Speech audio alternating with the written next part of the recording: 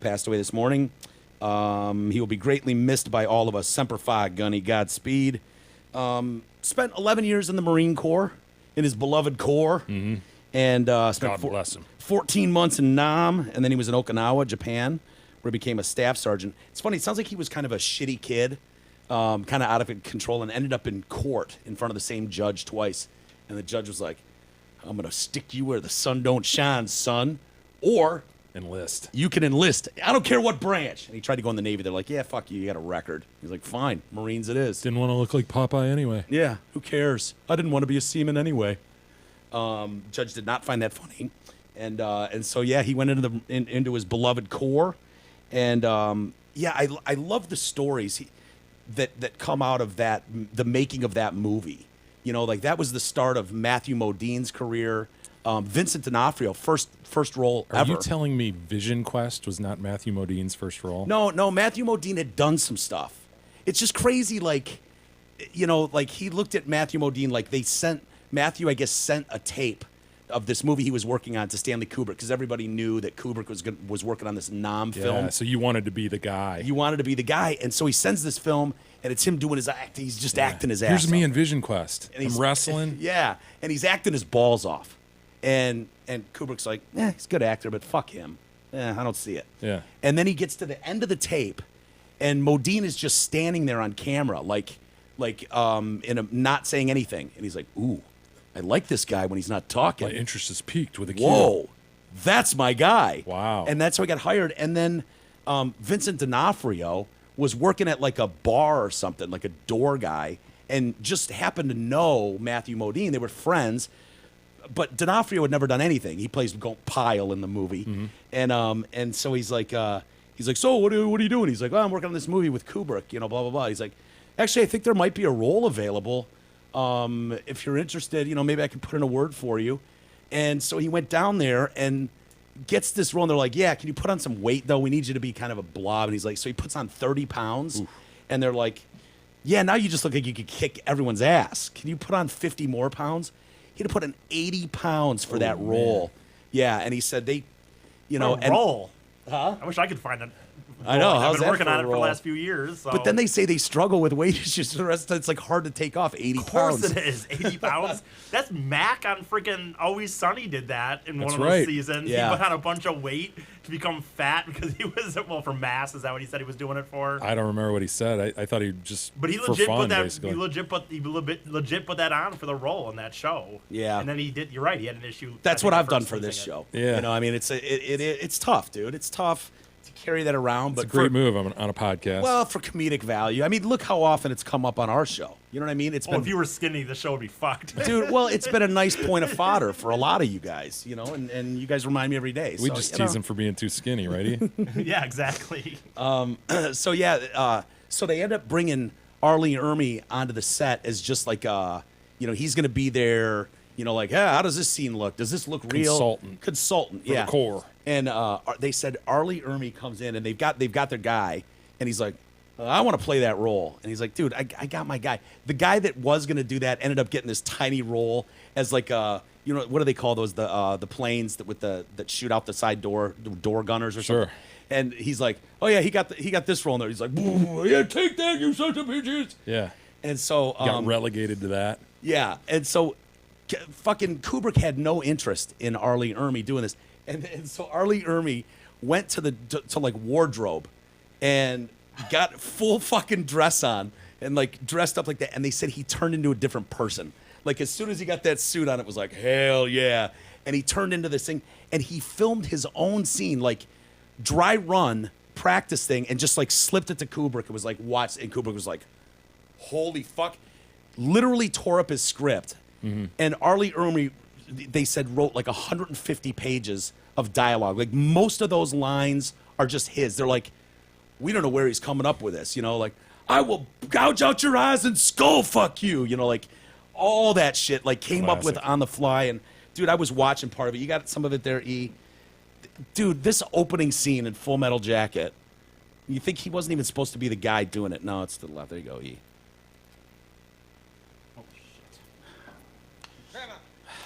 No, Jesus. I was trying to hit the mute button. Fuck. Okay. Oh, Oh, Jesus. it's past now. Okay. It's the moment. It's gone. Yeah, now we're out of God knows where we are. We're 3 minutes into the scene. Was it not? I've got it potted down till you cue it to the beginning, E. God damn you to hell, was at the Jesus. beginning. My No, it bones are wasn't. aching. They're aching. Drill instructor. From now on, you will speak only when spoken to. And the first and last words out of your filthy sewers will be sir. Do you maggots understand that? Filthy sewers. Bullshit, I can't hear you. Sound off like you got a pair. Sir, yes, sir. If you ladies leave my island, if you survive recruit training, you will be a weapon. You will be a minister of Private death, Snowball. praised for war. But until that day, you are pukes. You are the lowest form of life on earth. You are not even human fucking beings. You are nothing but unorganized, grabastic pieces of amphibian shit. Because I am hard, you will not like me. Go forward when he But starts the more yelling you at the hate at the me, more kids. you Only will queers learn. and Who's the steers. slimy little communist shit twinkle-toed cocksucker down Is here? that John who Wayne? signed his own death warrant? Nobody, huh? The very fucking godmother said it. I'm fucking standing. I will PT you all until you fucking die. I'll PT you until your asshole for sucking buttermilk. Was it you scroungy little fuck, huh? Sir, no, sir. You little piece of shit, you look like a fucking worm. I bet it was you. Sir, no, sir. Sir, I said it, sir. Well, Modine speaks up. Well. yeah. No shit. What have we got here? A fucking comedian, private joker. I admire your honesty. Hell, I like you. You can come over to my house and fuck my sister. You little scumbag. I got your name. I got your ass. You will not laugh. You will not cry. You will learn by the numbers. I will teach you. Now get up. Get on your feet. The scene You with had better Pyle. unfuck yourself or I will unscrew your head and shit down your neck. Sir, yes, sir. Private Joker, why did you join my beloved corps? Sir, to kill, sir. So you're a killer. Sir, yes, sir. Let me see your war face. Sir. Sir. You got a war face? Ah! That's a war face. Now let me see your war face. Ah! Bullshit. You didn't convince me. Let me see your real war face. Ah! Work You on don't it. scare me. Work on it. Sir, yes, sir. What's your excuse? Sir, excuse for what, sir? I'm asking the fucking questions here, Private. Do you understand? Sir, yes, sir. Well, thank you very much. Can I be in charge for a while? Sir, yes, sir. Are you shook up? Are you nervous? Sir, I am, sir. Do I make you nervous? Sir. Sir, what? Are you about to call me an asshole? Sir, no, sir. How tall are you, Private? Sir, 5'9", sir. 5'9". I didn't know they stacked shit that high. You trying to squeeze an inch in on me somewhere, huh? Sir, no, sir. Bullshit. It looks to me like the best part of you ran down the crack of your mama's ass and ended up as a brown stain on the mattress. God. I think you've been cheated. Where in hell are you from anyway, Private? Sir, Here you go, Texas, Jay. Sir. Holy dog shit. Texas, only steers and queers come from Texas, Private Cowboy. And you don't much look like a steer to me, so that kind of narrows it down.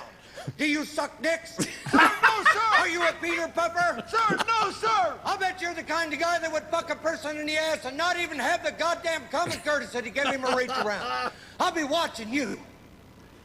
This is the last one I want to see with Pyle. Did your parents have any children that lived? Sir, yes, sir. I bet they regret that. You're so ugly you could be a modern art masterpiece.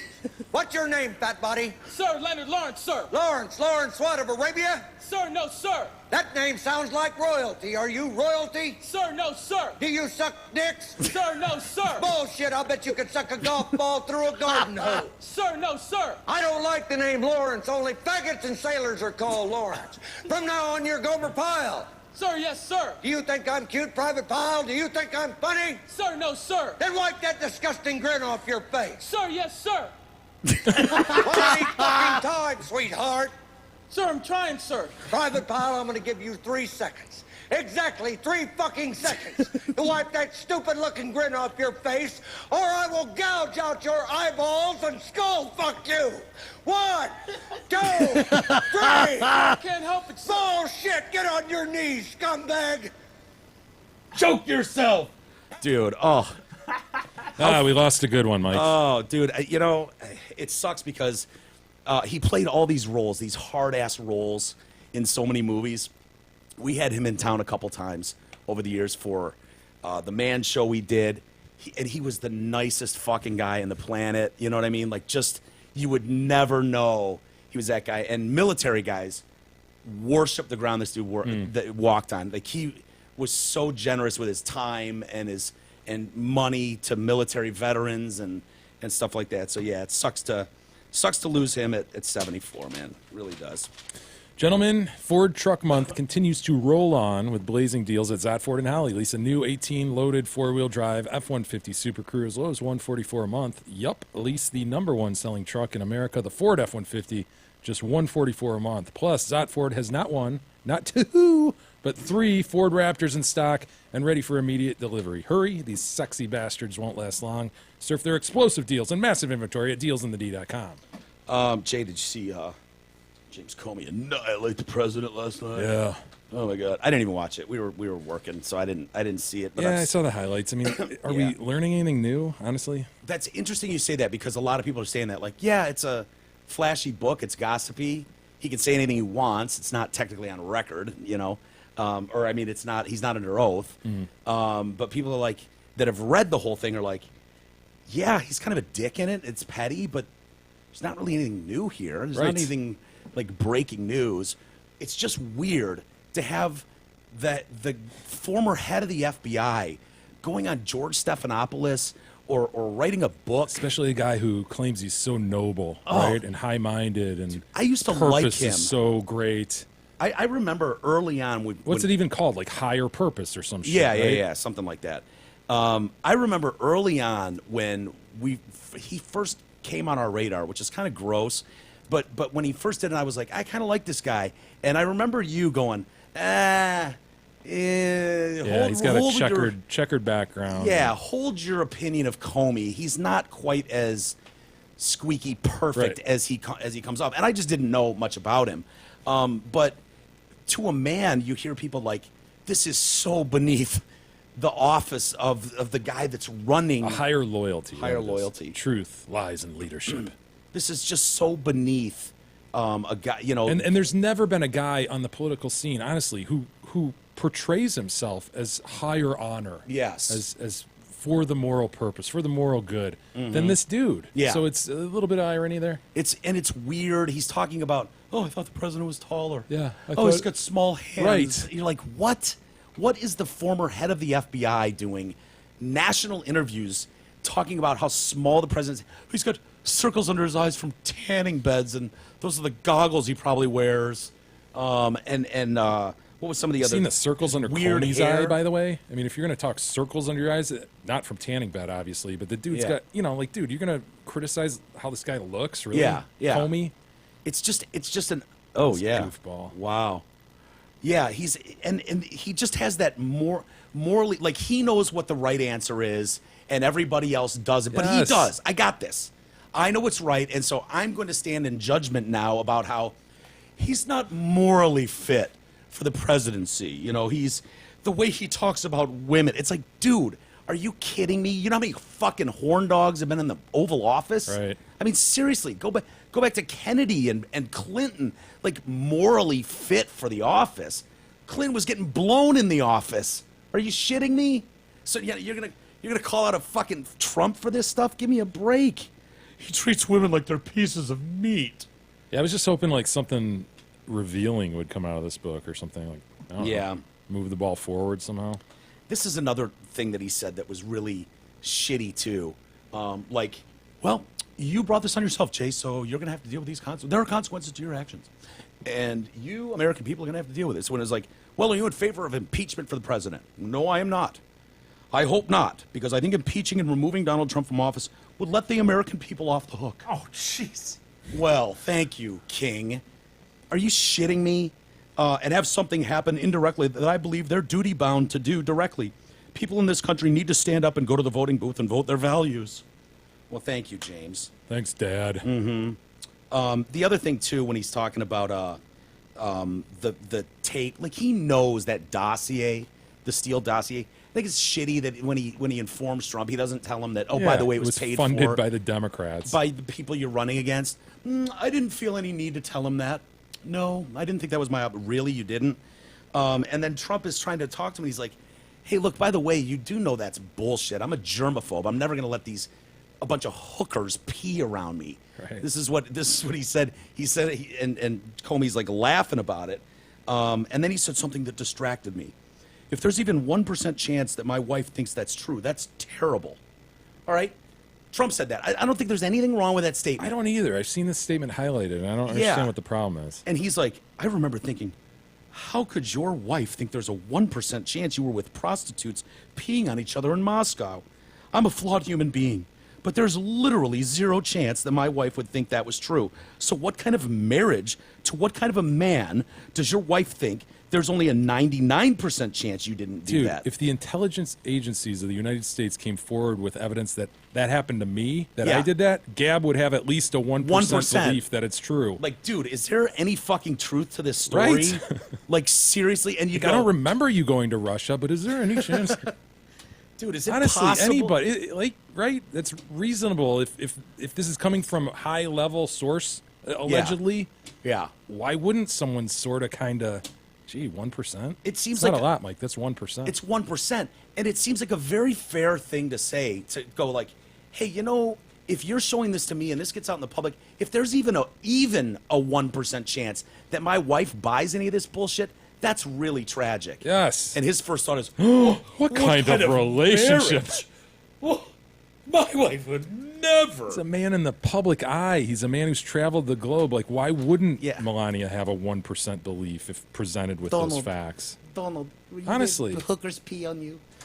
Dude, anybody, that's really, really unfair in my opinion. Well, Mr. Moral, bastion high of moral high ground, James Comey, Ugh. says it's not. Yeah. Hey, everybody, check out the Detroit Cast listener business page. It's a page under the Help the Show tab on our website, DetroitCast.com. Page includes, coolly, their businesses that are owned by fellow listeners. Yes. So how about helping out fellow listeners? That'd be fun, right? Take a look. It'd be great to support the supporters of the show.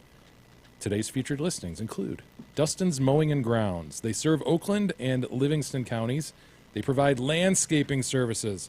Tons of landscaping. Get on their list today. Either commercial or residential. Dustin will do it for you. They're all about customer service. You will notice a difference. Also, PC Solutions, we can attest they are Michigan's premier managed IT service provider. They're experts in their field, so you can be an expert in yours. Mention TDC for a free site eval. They want to hear from you today. They're great. Call them. Yeah. AA Ron will help you out. Very good.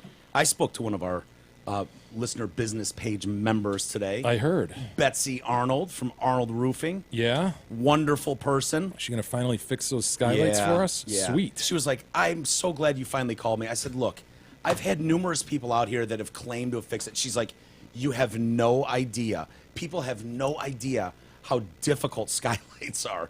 And she's like, it doesn't surprise me. We hear this all the time. Like, other people have tried and this and that. She's like, so they're on it. And I'm just like, oh, thank God. So, yeah, if you need roofing stuff, call them, please. And they're big supporters of the show.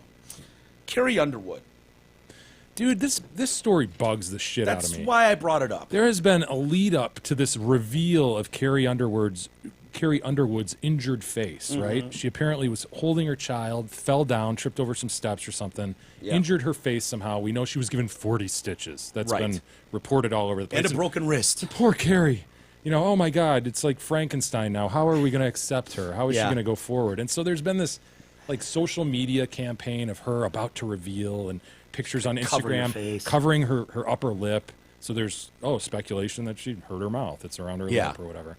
And this big build-up, right? Oh, what's Carrie Underwood going to look like?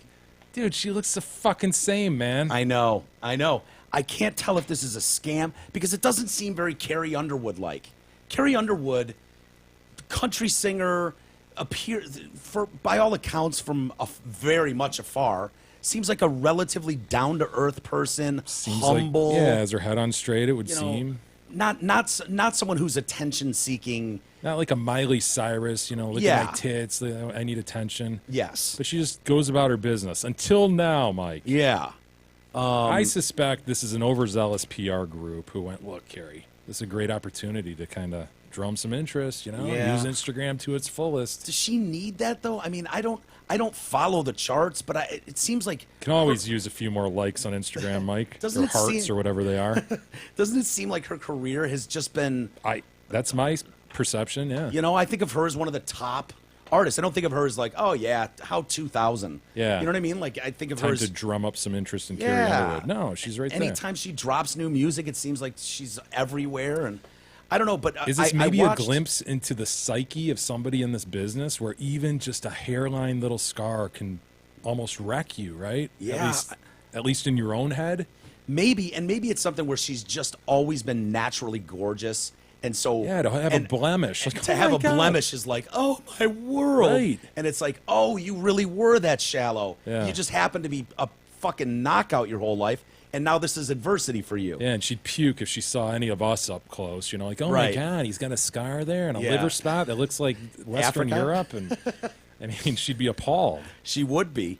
So when you guys left last night, the channel just happened to be on CBS, and so they had the American AMAs Country or some shit. Music Award, and I can't watch that stuff, man. I just, but the country people don't bother me as much.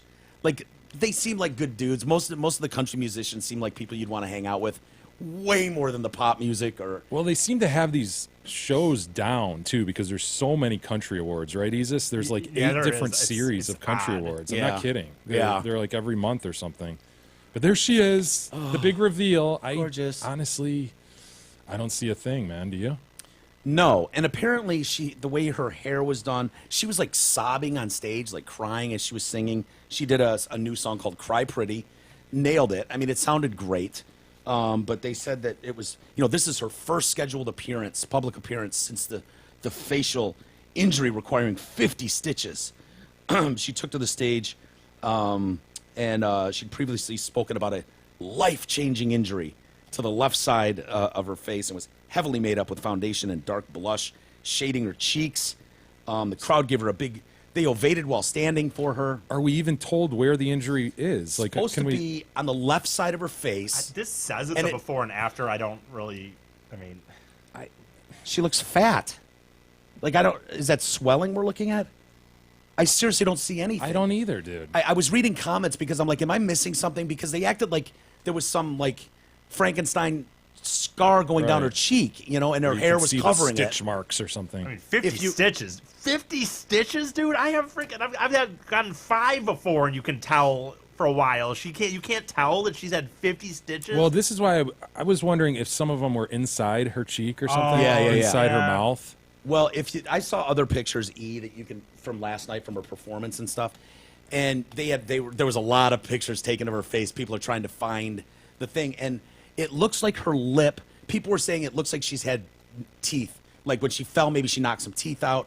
It looks like she's had some teeth replaced. That's it then, right? It's And- stitches inside and stitches on the outside, Okay, and I mean, but- it makes 50. And it looks like a little scar maybe right here on her lip. And so, yeah, maybe it could be, but, I don't know what I'm looking at. dude, I don't either. And so Looking at a beautiful woman, you know, absolutely like what the hell? gorgeous. It's Gorgeous woman. ridiculous to suggest. Yeah. Oh my God, how's she gonna go on? Yeah. Poor thing. I don't know, dude. I just wouldn't have thought of her as faking Right, something like just that for publicity. Yeah, not at all. We should take a break, Jay, because we gotta get to our interview. We gotta call Catherine Price. Sure. How to break up with your phone. I don't know if I'm ready to do that. I will. I am, to be extend honest. this relationship with my phone as long as I can. So we'll take a quick time out. We'll be right back, and we'll get to Catherine.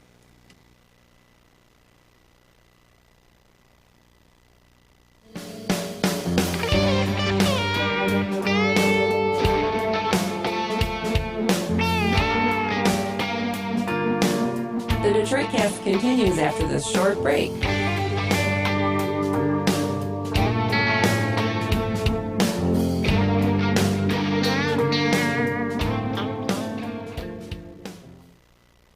Hey, I'm Mike, and I'll file with Kyle. I'm Jay, and I'll file with Kyle. I'm Big E, and I guess Kyle can do my taxes too. No, you fucking tard. It's supposed to rhyme. I'll file with Kyle. Oh yeah, I'm Big E, and I'll file with Kyle. Hey everybody, it's me, Kyle Mayer, and hopefully this tax season you'll join our podcast heroes in saying I'll file with Kyle. The Detroit Cast is good at what they do, and I'm good at what I do. Call 248-521-0016 and say I'll file with Kyle, and I'll take 10% off your tax prep bill. Actually, you can say anything TDC related to get 10% off. Like Big E, Stamberta, Dirtface, Nana, or whatever. Just make sure you call me at 248-521-0016.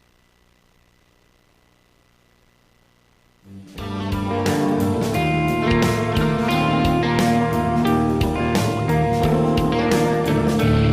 Detroit Cast continues now, bitches. Here are Mike and Jay. Alrighty, welcome back to the Detroit Cast. Mike and Jay. We're just waiting on Catherine. She'll be calling any second here.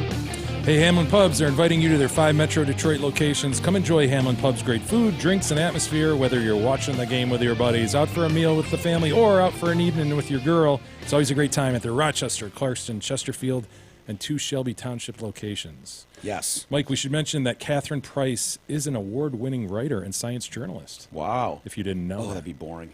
Science journal? Science journalist. Yeah. Oof. She's written for some big shit, though, like Yeah. New York Times, Washington Post, Popular Science, Men's Journal, etc. Written various books, so she knows her stuff. Yeah. Got to be smart to do that stuff. I reckon. You know what? I couldn't get into Popular Science. I don't care what I wrote. It's not happening. Ever. So, Me neither. Me neither. anyway, I believe she's calling in. So, again, how to break up with your phone. Catherine Price, everybody. Down doobie doo down down, comma down doobie doo down down, comma down doobie doo down down. Breaking up is hard to do. Don't take your love away from me. Don't you leave my heart in misery. If you go, then I'll be blue. 'Cause breaking up is hard to do. Remember. Hi, is this Eric? No, but Eric's sitting here. You've got Mike and Jay with the Detroit Cast. Is this Catherine Price? It is, yes. Hi, Hey, Catherine. Hey, Catherine. How are Hi. you? I'm good. How are you guys? Very well. Yeah, we're doing really good. We've really enjoyed and been terrified by your book, How to Break Up with Your Phone. Is it doing all right? Yeah, I think so. I've been doing lots of talking about it, so that's a good thing. Yeah. It's timely and relevant, that's for Oh, sure. Boy, is it ever. Everybody can relate, I think. And it's an easy read. I like that, too, that you're not making me work too hard. Yeah. So what made you want to dive into this subject matter? Well, a really personal experience that I realized I was spending more time on my phone than I wanted to, and I mean, more specifically, I'd had a baby, I guess, in 2015, and that kind of sparked these moments where I'd realized that she was looking at me and I was looking at my phone, and that certainly made me want to rethink things, because I didn't want her to have that as her impression of her mother. Yeah. Well, talk about your approach, though, because I think it's important that people understand it's realistic. You're not saying that you give up your phone altogether or go cold turkey without it, but you're instead instructing on kind of ways to make it a more positive or healthy relationship. Yeah, totally. So when I say how to break up with your phone, so the book is How to Break Up with Your Phone, I don't mean dump your phone. I mean creating a healthier relationship with it. So it's what I like to say is it's going from this obsessive romantic relationship where we're sleeping with our phones and we're thinking about them all the time and we're with them all the time and we crave them when we're apart, and going back towards or creating just a friendship with our phones so that we use them when it's convenient or when we actually want to be spending time with them, but we have boundaries. Well, early on in the book, you reference a compulsion test by Dr. David Greenfield, a smartphone compulsion test. And I'm one of these people that feels like, yeah, I use my phone a lot, but I'm not like some people. I don't use it on a compulsive level. I don't think anyways. I don't think I abuse it. I'm pretty good with it. And I scored an 8 out of 15, and an 8 or higher. They say you should consider seeing a psychologist, psychiatrist, or psychotherapist specializing in behavioral addictions for a consultation. Yeah. Really? Oh, no. Well, that's what's interesting is it's like everyone's going to score. I mean, when I took that test, even typing it up, I'm like, well, people are all going to get above an 8. That's just what happens if you have a smartphone. It's like, do you spend more time on it than you realize? Well, yeah, of course. You let it interrupt you. That's what they do. So, but what I like to say is just because something is normal and everybody else is doing it does not mean that it's okay or healthy.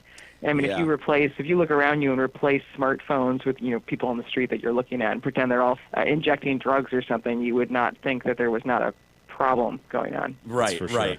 One of the other things I found fascinating around that test was you say that 1 out of 10 Americans admit to checking their smartphones during sex. Oof. Yeah, it's kind of weird, right? That's It's funny 'cause unbelievable. and I've heard higher statistics. Some of the You sure they're not just filming it? I mean, Yeah. You sure they're That's a actually good like point. checking a status? They're all using the See if camera they got a feature. like. Yeah, right.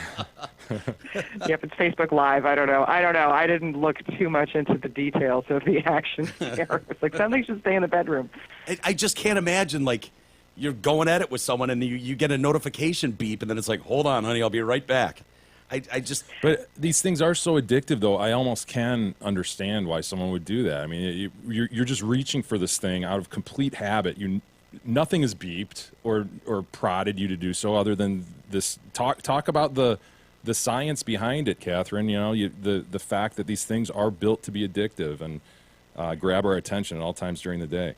I mean, yeah. I mean, this actually has to do with the sex part because when you're on your phone, the reason you keep reaching for it again and again is because of this neurotransmitter called dopamine, which is basically our brain's way of recording when an experience is worth doing again or having again. So dopamine is really important evolutionarily because it's what helps us survive. Because, for example, dopamine is released in response to things like having sex or eating food, which are important things to do if you want to continue the species. But dopamine is also released in other contexts, and if it's released in response to certain stimuli, you can cross the line from habit to addiction. And when you talk about a behavioral addiction that's like gambling, which is a recognized by psychiatrists as a behavioral addiction, that is driven by dopamine. You play the slot machine, and every time you win or see something, basically you get a little release of dopamine, which makes you want to play again. And interestingly, the more unpredictable things are, the more dopamine will be released, the stronger that cycle becomes. And psychologists call this intermittent reinforcements. I like to call it the reason we date jerks. It's like, oh, maybe she'll be nice to me today. I guess I'll see her again, you know. Yeah. But anyway, there's features built into our phones and apps that are deliberately designed to get our brains to release dopamine, specifically so that we'll keep checking them again and we'll spend as much time on them as possible. Well, dopamine is an interesting thing. That's what releases the feel-good endorphins to the brain. Addicts know this a lot. You know, that's what drives you to get a fix. And the talking about how powerful that truly is. If you've got someone who's going through early withdrawal from a drug and then gets word that, oh, their guy came through, he's on his way over, you'll get a fix in a few minutes, you'll immediately start feeling better. Like without even having the drug in your system. Yeah, I mean, thankfully I can't speak to that from personal experience. I but can. I do think that. Okay, yeah, I mean, so I would be interested in your thoughts about that feeling versus like knowing that your phone is there, or the relief of realizing, oh, you thought you misplaced it, but actually it's in your bag. If you see similarities. Yeah, well, I just found it interesting that you're talking about how a smartphone can release dopamine like that too, and give you that chemical, yeah. that same kind of feeling, like, oh, you get like a good feeling rush. It's really powerful, incredible, and we don't know much about it. Catherine, what do you say to people who say, you're just being an alarmist? You know, throughout history, anytime something new came along, whether it was, you know, movies or TV or books or radio, it was always going to be the end of the world. Oh, it's taking attention away from real things people should be paying attention to, and this is just another thing in the coming up down the line. Well, I say to them that it's definitely true that we have a long history of freaking out about new technologies and thinking that things are going to destroy humanity that have turned out to, I mean, while they do have effects, like not be as bad as we thought. I mean, the written word was actually terrifying to people, some people, when people first developed the ability to write down language, because it was basically like you've got a recipe for memory, not for thinking. Right. And my favorite example of this actually is the kaleidoscope, because there was a time when kaleidoscopes were first invented, and I like to think they're better than the ones we have now, or more interesting. But in England, where people were walking around the street staring into kaleidoscopes, because they were so captivated by the new images. And there are these documents by religious leaders like basically freaking out about whether or not people will ever look away from this false beauty that's contained in this kaleidoscope and see the real world. So all these parallels. Ugh. And obviously TV and movies, whatever. But the thing I like to point out about our smartphones that do make them different is that, first of all, we have them with us at all times. We carry them in our pockets. We take them to the bathroom with us. I mean, they are always with us. You would not do that with a desktop computer or even your laptop, like pull it into open it in an elevator and check Instagram for 10 seconds and then shut your laptop down. You wouldn't do that. The other thing, though, that's even more important is that all of these other technologies didn't really have a way of interacting with us and pulling our attention when we weren't paying attention to them already. We were very much in control of turning them on and off. But our smartphones are specifically designed to interrupt us and to try to grab our attention from us, and they do so through very sophisticated techniques that are personalized based on how you actually interact with the phones through algorithms, and that is very different.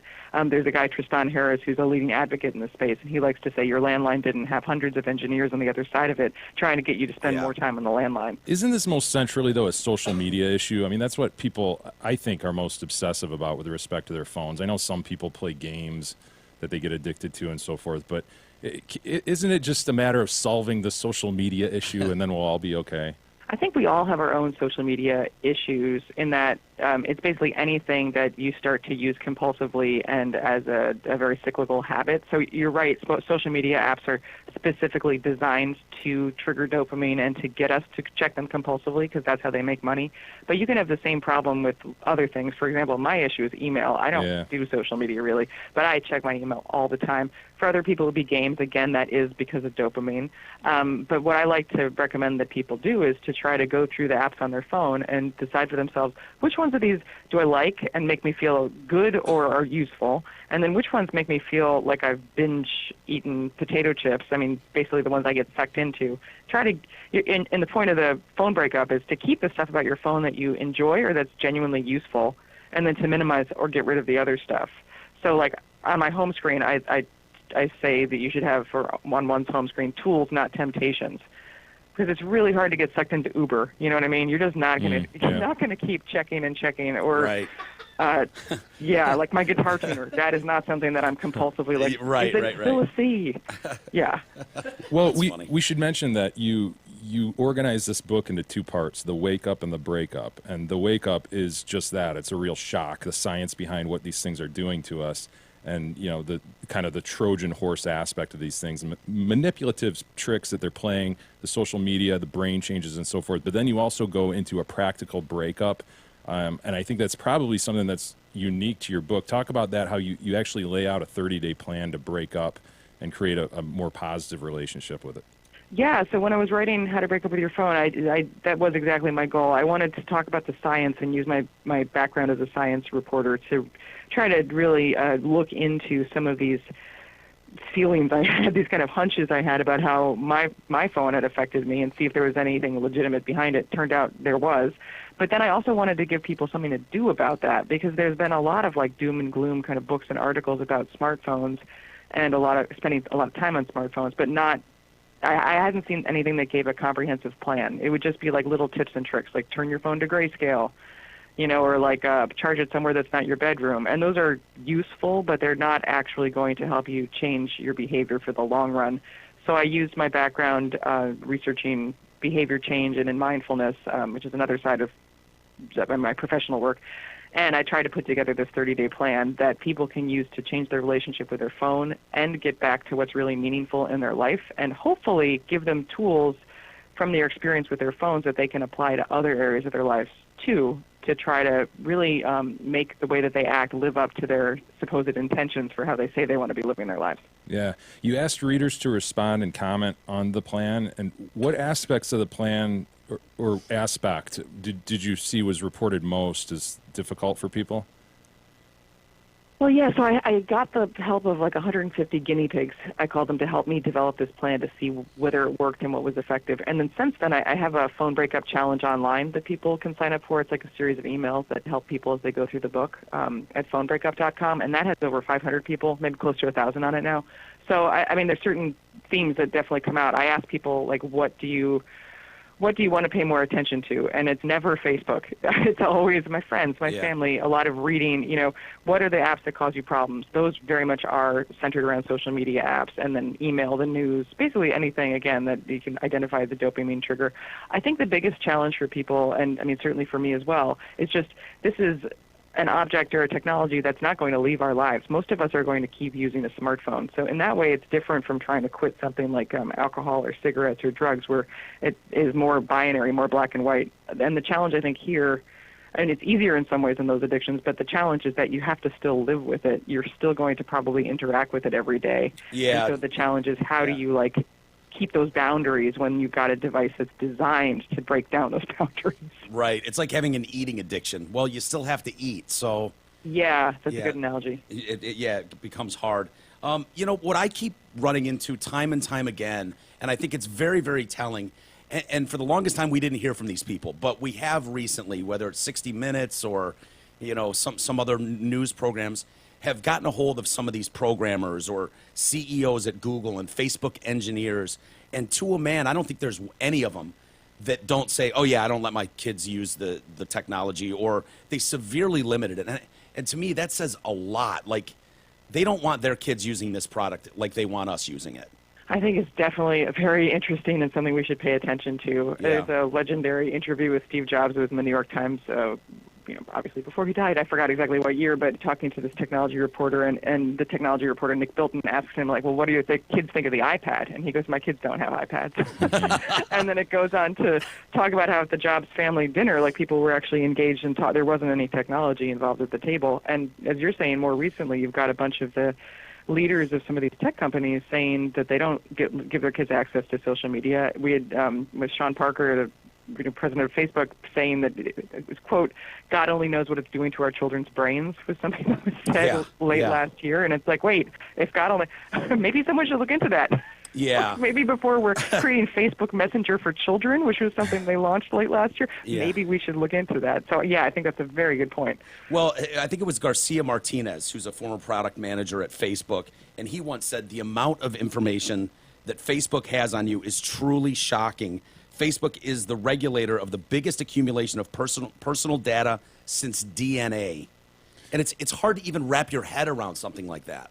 Yeah, but that's fascinating too, because in the just the past couple of weeks, more and more people are wrapping their head around this. It's like, wait a second, what happened? When you mean when I like something, it doesn't disappear into the ether, or it's not between just you and your friend and your network? If someone's actually keeping track of that information, storing it, analyzing it, coming up with a profile of you based both on what you actually said you like and what they predict you like based on your actions on the site, and then they're using that to sell targeted ads that may or may not end up in someone else's hand. I mean, it makes total. Once you think about it, you're like, oh yeah, what other organization do you voluntarily give that much information about yourself to, complete with pictures? Yeah, right. And it's interesting too, because Jay and I, we get out and meet listeners a lot, and Jay dumped Facebook, I don't know, 2 years ago, Jay?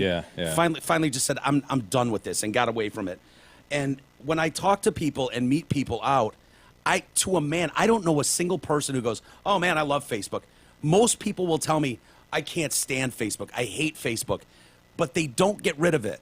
And I wonder why that is. If it's something that nobody really seems to like or enjoy that much. Flat out addiction. What is it that keeps them coming back? Is it fear of missing something, or FOMO? Well, there's certainly FOMO, the technical term, the fear of missing out. I think there's a lot of things going on. Part of it is definitely this brain chemistry thing. It's like, well, you might hate it, and just like you said, you don't want to be smoking cigarettes, but you still keep reaching for them because you've got this habit in place. And there's a great book by Charles Duhigg called The Power of Habit, and he says habits are impossible to break. You can only change them once you get this the brain chemicals, the circuitry kind of activated. But I wonder also if it's kind of like this group thing where it's like, well, I don't want to be on it, but everybody else is on it, so that's the FOMO. But then you just feel this pressure, even though nobody is actually really enjoying looking at each other's carefully curated vacation photos. Yeah, I hear a lot of people. Think to yourself, like, what's the alternative? I hear a lot of people say, "Well, I'm only on it because I want to exchange pictures with my family and stuff." And it's like, well, then go to a fucking group then, you know, instead of just being out there. But what did Catherine? Did Zuckerberg say anything before Congress that surprised you at all, or was this all just no news to you? You knew this was all going on. Well, I must admit that I've also broken up with the news to a certain degree. Oh, good for you. I was just compulsively reading every single article on the news app. So I took the news apps off my phone, and I basically get most of my news through like Stephen Colbert, which I think is an excellent filter, honestly. Well, Catherine, you should know that Zuckerberg testified before Congress. Yes, he did. Oh, yes. No, we're not sure if he's human. I'm not that much under a rock.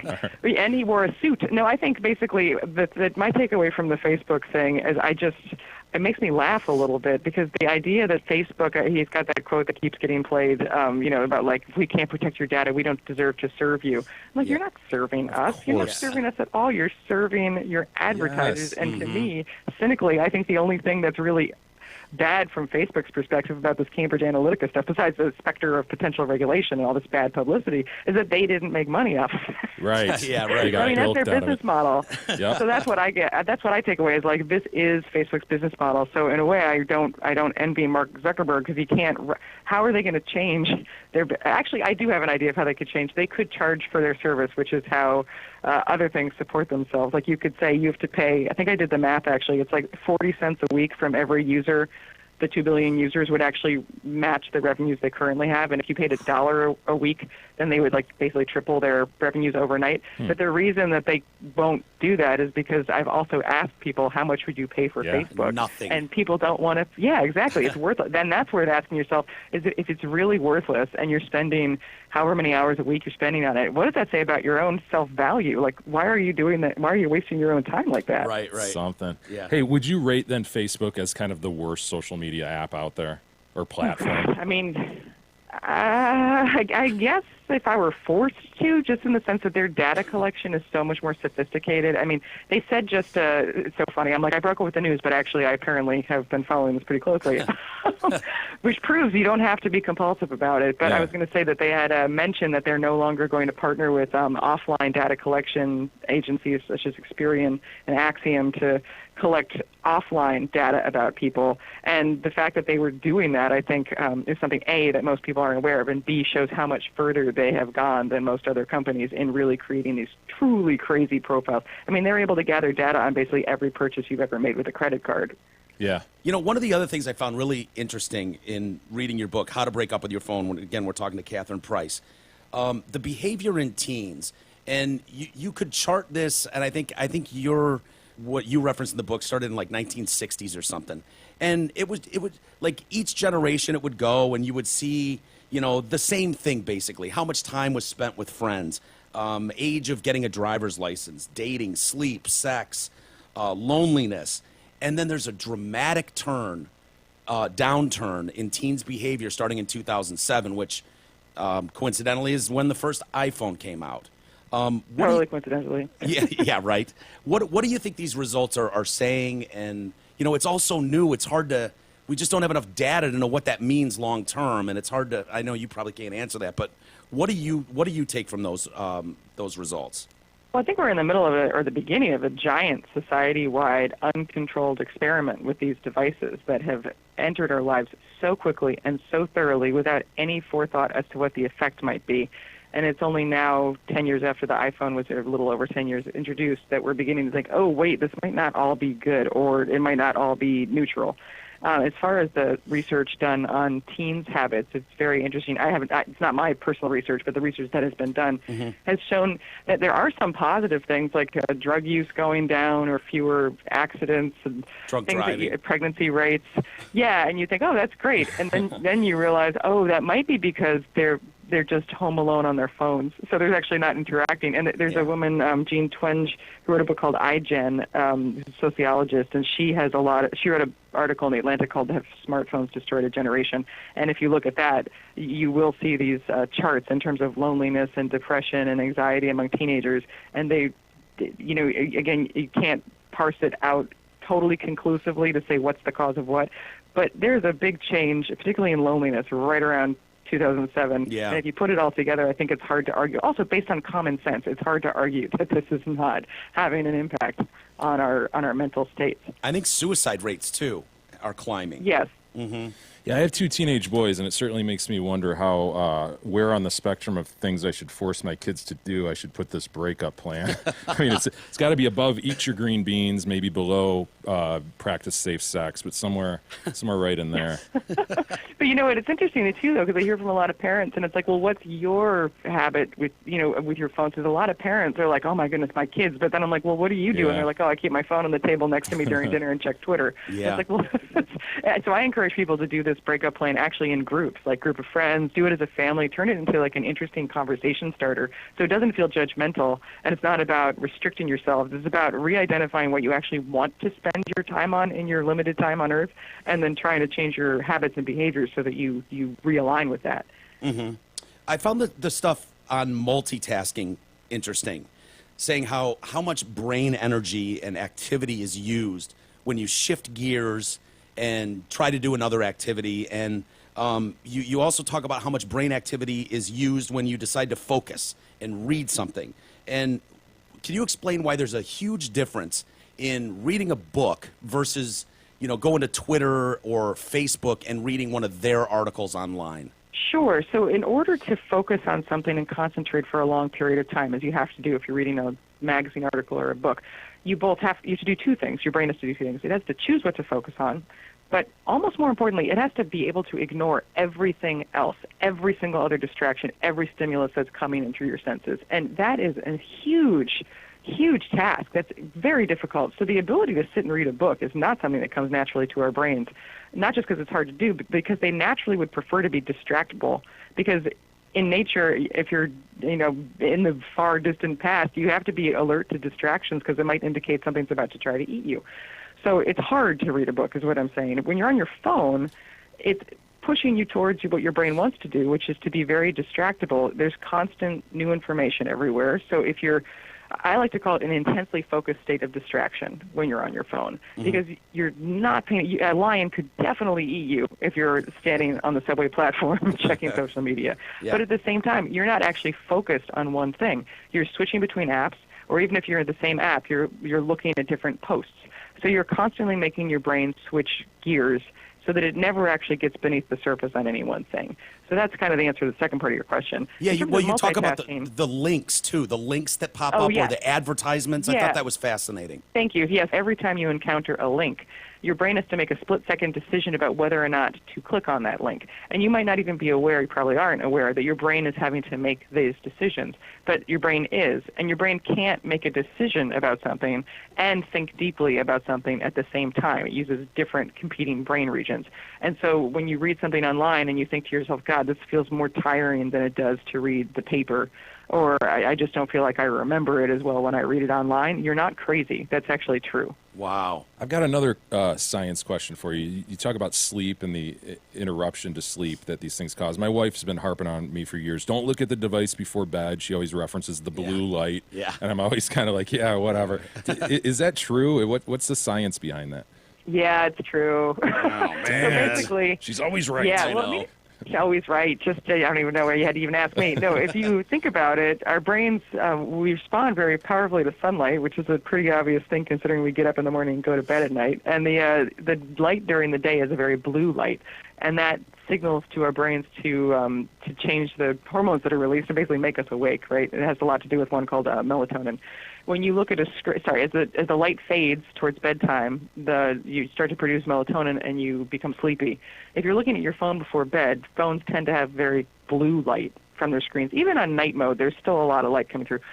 And that signals to your brain that it's time to wake up because that blue light is your brain's way of telling them it's daytime. So essentially when you're looking at your phone before bed, especially it's the worst, it gets worse the closer it is to your face, you're giving yourself jet lag. So you're telling yourself not to fall asleep, and that's not even getting into what you're probably seeing on your phone, which is probably not like relaxing pictures of like waves, right? It's probably the news or a post from a friend. It's stimulating stuff. Well, I've got another question that gets a little personal to one of the guys in the room here. Eric, our producer, he basically uses his phone for Facebook and porn. And given Biggie's porn addiction, I mean, how does he possibly break up with his phone? Is Biggie Eric? Yeah, Or Biggie is Eric. A euphemism. Okay. Right. Well, going back to earlier, I also wonder if that's part of the 10% of people looking at their phones during sex. Yeah. Right. How to break his wait, sorry, you're asking me how to break his porn addiction? Well, I mean, Yeah, what are you That's asking maybe her? above my pay grade here. I basically just wanted to throw Biggie under the bus for having a Yeah. porn addiction, but It's not that was realistic. that was my well- purpose in the question. Yeah. You can respond however you want. What would I say to that one? You know what? Here I do have an answer. I think it goes back to one of the biggest themes of the book, which is self-awareness and Yeah. noticing how you feel in the moment when you're doing something. And if you truly are enjoying watching the porn and you feel good he about is. it, then okay, then I mean, hey. But then I would also ask yourself, are there any things in your life that you care about that you feel are being compromised by the amount of time you spend watching porn? And if that's the case, then you might want to consider how to rebalance things so that you spend more time on those non-porn activities, here's and my- maybe a little less time on the porn. I've never answered this question before. This is interesting. Nice job, Jay. I think the only problem is, like, when you guys are having this discussion, and I swear I know there's stuff in my brain that I don't know. I understand this is affecting me in ways I won't know, but I legitimately like Facebook. But again, I don't know if it's because I don't care. I'm happy, so I don't care when I see people posting family pics or vacation pics. I legitimately will be like, oh, damn, they're in Vegas. That's awesome. Good for them. So but again, I don't know what that says about me. I don't know if that means in 10 years from now I'll be a complete psycho or not, but like, I legitimately like Facebook. What I know about your most people porn don't. addiction, dude? That's where the question. Well, I don't get enough. That goes through another whole other realm of not being able to get girls. I should let you know that I watch porn because I can't get girls, not because I'm really as much in love with porn. But not that you need to know that. But Is this a call-in show? Maybe we could solve a problem here. Yeah, we've got phone lines. People can call in. Eric, you seem so you come across differently on the air as you did in your introductory emails to me. Was he professional? Did he handle it well? Was he professional? He sounded so professional. Oh, good. We try. We work very, very hard. It's not easy to make him sound professional. It's easier to Oh, break up on yeah. your phone than make him sound professional.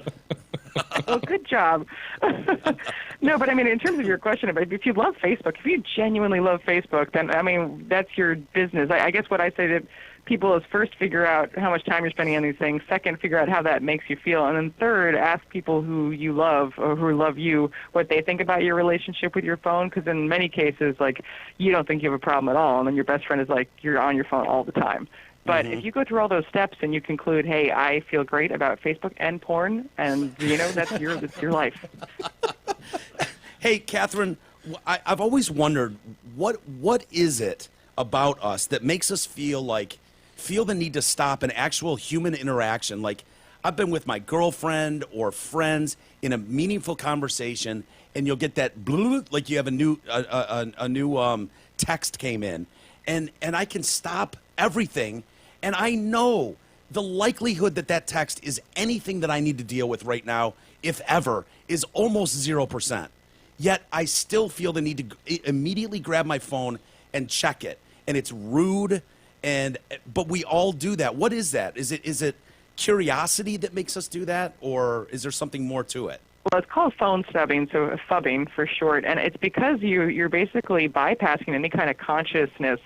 You're going straight to a learned habit. And the best comparison I can think of is Pavlov's dogs, where he trained, the Russian scientist trained dogs to salivate when he rang a bell by training them that when they heard the bell, they would get food.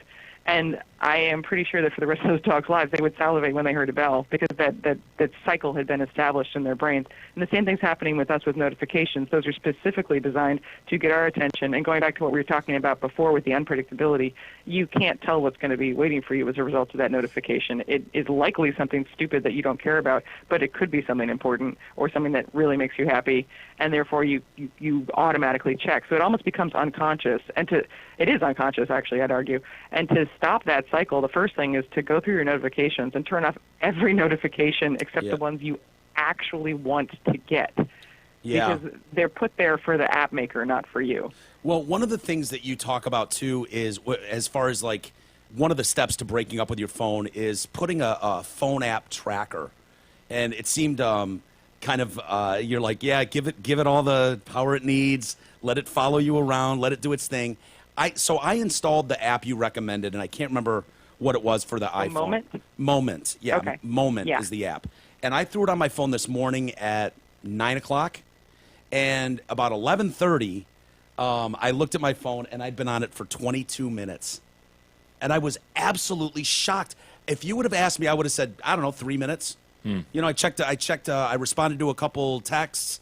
I quickly perused Twitter to see if there was any breaking news, and then I've been prepping for this interview. I was shocked that it was 22 minutes that I was staring at that phone. Yeah. I mean, I've been in touch with the guy who created that app to ask him about the average use that people, how much time people spend. So he has more than 4.8 million users of that app, and the average person is spending 3 hours and 57 minutes a day on the phone. So almost 4 hours a day, which is a sixth of our lives, or a quarter of your waking life. And what he said, and I was like, okay, but that's does that count the time when you're like listening to music? Because that's not really phone time. It's listening to music time or like Yeah. talking on the phone time. And he said, no, that's just the time the screen is on. So it does not count the time that you spend when the screen is off. So that's, to me, terrifying. And what he's told me is that when he talks to people, they underestimate the time they spend on their phone by easily 100% in many cases. or So- 400% like I did. Yeah, exactly. So it gets that's why I think it's so powerful, because you just don't realize how these little checks add up. And there was one person who was a guinea pig who made a comment I thought was really poignant. He said, "My life is being stolen from me in 5-minute increments." Yeah. Or I'm allowing my life to be taken from me. And I thought that was really powerful, because I think it's really true. Well, for people like Jay and I, and it seems hypocritical because we bitch about the phone and we bitch about what it's doing to kids because you can see it. The empathy seems to be gone from people. You know, they're sooner to pick up their phone and film someone getting their ass kicked than they are to help like we would have done as kids. And so, but the fact is, we do podcasts for a living. Our lives are, we live in a virtual space. It's important for us to have a presence on social media, like it or not.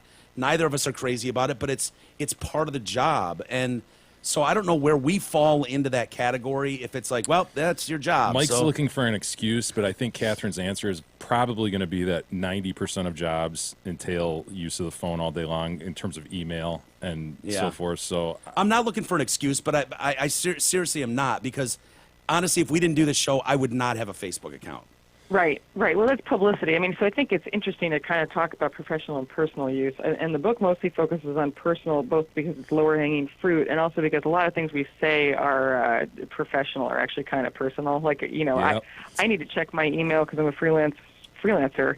But do I need to check my email like every time I get in the elevator or then when I go into the coffee shop? Like, what's the balance? So I think our phones are realities. They're very useful tools. I'd also like to emphasize it's not like these are evil things. There's a reason we love them and that we use them all the time. And they've given us a lot of freedom, even though they can also act like a leash. So I think it really is about creating a balance. And what I think the problem is that we haven't really thought about this critically yet, most of us. We have kind of just let this happen. And so what I'm hoping to help people do is to actually take a step back and say, oh, wait a second, let me decide what I actually want my relationship with my phone to be. And it could be different for different people. Eric may say, I want it for porn and Facebook, you know, He will. and he might Yes, say, he I will. want it. Yes. And he seems to know that already, so he's very self-aware. He's hit that step. But we haven't done that, I guess, is what I'm saying. And I agree. I mean, I have to do stuff. I'm on social media more now than I have been ever because of this book. Sure. And the irony is, like, killing me. But, Yeah. so, you know, I guess it's a complicated subject. It's not black and white, and they are necessary for modern life in many ways. But at the same time, I don't think most people would really want to be spending 4 hours a day or on their deathbed say, I really wish I spent more time on my phone. Mm-hmm. Well, I wonder if the toothpaste is out of the tube.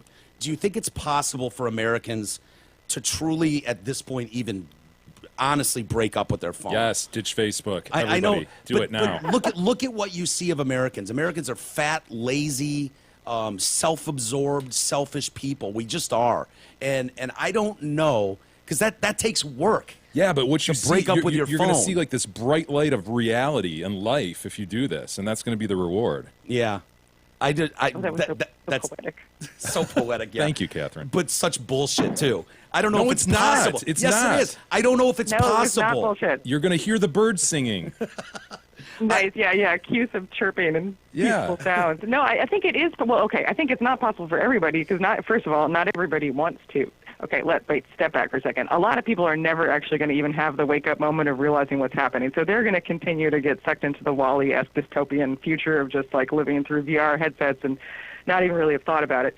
That's the category I hope I can reach out to get some people to think about it. But, you know, they'll do what they'll do. Then you'll have a category of people that is aware, like Eric, and say, you know what, I want to be doing this, and that's fine. But I think there'll also be a hopefully growing category of people who say, like, oh, wait, I do see that bright, shining light, and I do realize that actually if I think about what brings me joy, and I encourage people to do this throughout the book, through the breakup portion of the book. I ask questions like, well, what brings you joy? What did you used to love doing when you were a kid? What do you always say you wish you could do more of if you only had the time? Those can be really challenging questions, oddly, but they're really important questions because once you know the answers or some of the answers to that, and then you contrast those answers to the feelings you get on your phone, you start to recognize spending less time on your phone is not a punishment. It's not like dieting. I think that's where we also get things wrong. It's about spending more time on your life. So it's switching from your phone being the source of pleasure that you're like denying yourself, and that doesn't sound fun at all, to your phone being a tool that's kind of also stealing some of your life away from you, and you're going through this breakup and this reevaluation in order to take your life back. And that's much more positive and I think much more motivating for people. Bam. I'm with you. Yeah. Last question. I got at least one of you in that answer. Well, last question. Smartphone, on the whole, when you look at everything, has it been good for society, bad for society? If we gave you the option, Catherine, that you could snap your fingers and we go back to 2006 Flip phones, Mike. with flip phones, I mean, do you go, oh, shit, hell yeah, I'm snapping my fingers and going back to those days? Texting was a bitch. Yeah, I know, but because I don't know what the answer to that is. Texting was the thing.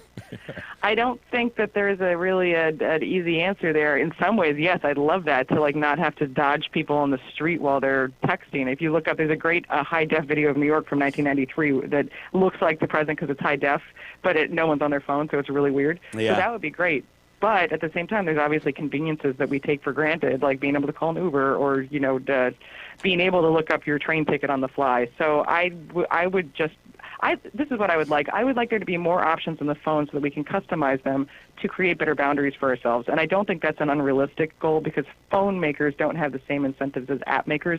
App makers want to suck us in and keep us on the apps as long as possible. Yeah. Phone makers want to sell phones. So there's no reason why you shouldn't be able to have a weekend profile for the apps you want to see on the weekends versus the weekdays, or have easier ways to send text message auto responses, or just customize your phone so that you are getting the good stuff without allowing your life to get sucked away. So that's what I want, a bright, bold, beautiful future. Yeah, it'd be nice if we could start with these engineers, these geniuses, stopping trying so desperately to manipulate us at every turn and turning us basically into casinos. It's goddamn and guinea capitalists. pigs. Yeah, that's where the business model. I mean, it's same as newspapers, right? It's based on advertising and getting people's eyeballs, and unfortunately, newspapers are dying because they never got people to pay for the product. We don't pay for journalism. We expect it to be free now. Yeah, exactly. Oh, sad story of my life. Yeah. Yeah.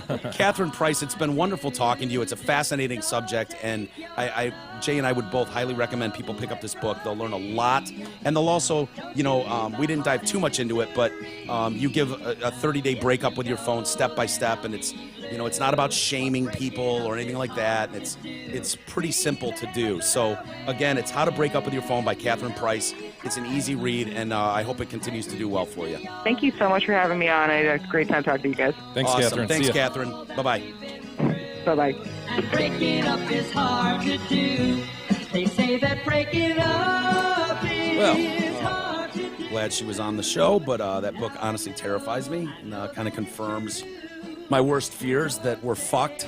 Yeah, it can definitely go one of two ways. Yeah. Or I guess maybe there's a middle ground where some people kind of pull back from this, but Yeah, I hope you're right, man. I really do. I just don't have much faith in humanity that they're going to be able to put in the work, the effort that it's going to take to seriously try to remove yourself from social media, from your phone.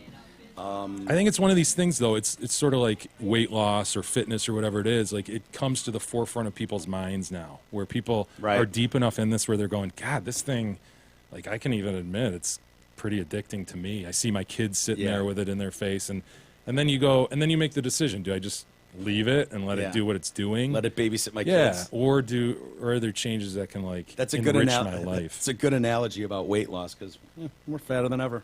It's still top of mind. No, I know, but there's a segment of society where fitness became a big thing, right, in the 70s or whatever, and they go, oh, wow, there's health benefits, and that whole thing goes. And so, yeah, I think probably most people are too lazy to make a change on this, but I think like there's a segment of people out there that are going, yeah, I'd like to spend more time or less time on this. This is bullshit. It sucks because we're so at the front door of this thing. In 50 years, when research is actually done, and it's like we're going to be a laughing stock. They're going to be like, "What were those people thinking? How did they do that to themselves?" And it's like, we didn't know. We didn't know. Well, a lot of these companies' long-term goal is to put this shit into our bodies, right? Yeah, chip us. Yeah, Ugh. essentially. So these things will just become more and more. I hope I'm dead by the chipping days. Once we get to the chip days, I hope I'm long gone. Kind of convenient to pay for, Yeah, my it's kind of gas nice or to whatever. scan my forehead. My chip's not working. Will you scan your forehead for me, please? I want this coffee really bad. My chip won't work. Just grabbing E's head. I got to go to the chip repair shop. My chip won't work. Anyway, thank you again to Catherine Price. Again, it's How to Break Up with Your Phone. And Jay, I should mention, too, go to our bookstore, order the book. The interview is up, so if you want to pass around the interview and so forth. There you go. Let's get to some email, man. We do haven't have some done- email. We didn't do any email yesterday, and it's got to be piling Oh, up. man, where to start? Mike's fat. No. He's retarded. Well, Jay's perfect. That's a good one. He's retarded. Noms writes in a wild star-bellied sneetch sighting. Uh-oh. Brian, Peter, and Meg. A week or two ago, I was making my daily early morning stop at the local Coney. Brian, Peter, and Meg. Did you get that? It's Family Guy, right? Family Guy, yeah. I'm assuming I'm Peter, the fat one. You're Brian, the smart dog, and he's the unwanted Meg, retarded kid. I was making my early morning stop in the local Coney, located in the rural plains of Highland, Michigan, to break some fast. What was that word again? Rural. As I'm making my way out of the restaurant, I spy Big E getting out of his car with a lovely young woman. That son of a bitch, I thought. Big E and I stopped at the entrance, and the woman made her way into the restaurant to grab a table. We chatted for a bit, and it came up that the woman he was with was none other than Mrs. Fady herself. Whoa. I thought about going inside to make a scene, but figured that Mrs. Fady already has it bad enough having to care for a retarded 38-year-old child, so I let her be. But I do regret at least not getting a face-to-face, "Hi, Mrs. Fady," in.